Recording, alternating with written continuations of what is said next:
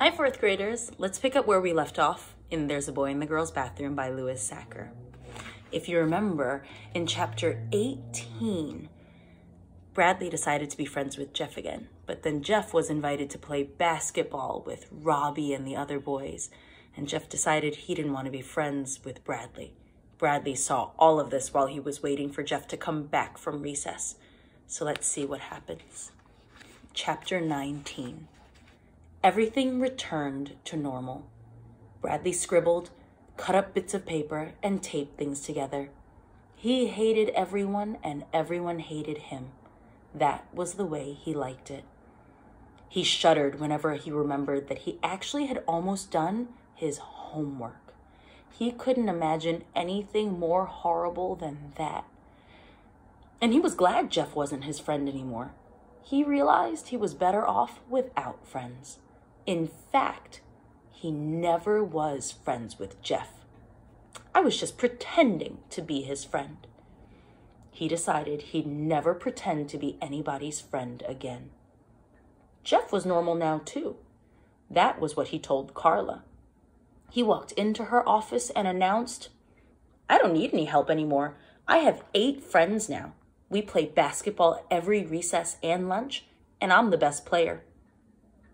"Good for you, Jeff," said Carla. "I'm very proud of you." "How many friends have you made?" he asked. "Oh, I don't keep score," said Carla. "I've made 8, said Jeff.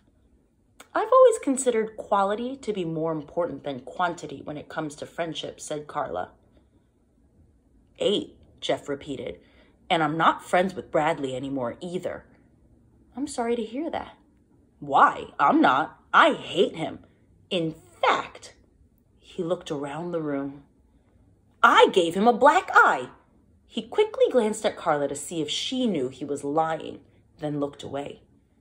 "What happened?" Carla asked. "Oh, he wouldn't stop bothering me. I kept telling him to get lost, but he kept hanging around.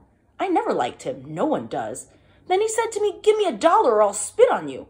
Well, no one threatens me and gets away with it. I don't take that from nobody. So he tried to hit me, but I ducked, then punched his face in. I didn't want to do it, but I had no choice." That was the short version. Jeff had told the same story to his 8 new friends, but he usually made it much longer. "So I don't think I need to see a counselor anymore," he said, "since I have 8 friends." "Okay, Jeff, if that's how you feel," said Carla. "They might think I'm weird or something," he explained. "Well, we can't have them thinking that. Does that mean I can go?" Carla nodded. "But anytime you want to talk again, please feel free to come and see me." She smiled. "Even if you just feel like getting out of class for a while." He left, glad to be out of there. On his way back to class, he walked past the girls' bathroom. He stopped, shook his head, and chuckled to himself. It seemed like it was such a long time ago when he accidentally went in there. "I used to be such a jerk," he thought. He smiled a strange smile. He stretched his mouth so wide, it was hard to tell whether it was a smile or a frown. Readers, what do you think about this new development with Jeff and Bradley? Take a moment to think to yourself, how has Jeff changed?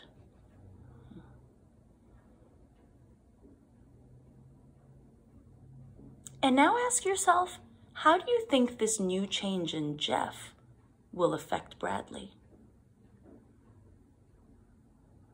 Stay tuned, readers, for chapter 20.